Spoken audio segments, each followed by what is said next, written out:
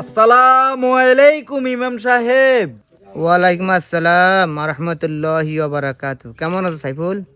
জি আলহামদুলিল্লাহ ভালো, আপনি কেমন আছেন হজরত? আলহামদুলিল্লাহ ভালো আছি। রমজান তো চলে আসছে, সবগুলির তো থাকবে এবার। জি ইনশাআল্লাহ সবগুলোর জয় রাখবো হজরত। যাক আলহামদুলিল্লাহ, আল্লাহ কবুল করুক। আমিন।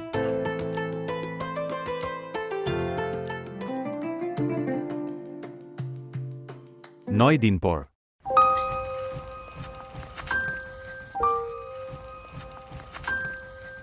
সালামু আলাইকুম ইমাম সাহেব, কি হয়েছে ওর? ওয়ালাইকুম আসসালাম রহমতুল্লাহি ওয়া বারাকাতুহু। আর বললেন না, রমজানের একদিন আগে বলেছিল সে 30 তো থাকবে, এখন 9 রমজান যাইতে না যাইতে তার অবস্থা কি দেখেন। ये सब क्या देखना पड़ रहा है। এখন মধ্যে ঘুরি পড়ে গেছে, তো এখন আমি তার বাসা নিয়ে যেতেছি। আল্লাহ সাহায্য করো।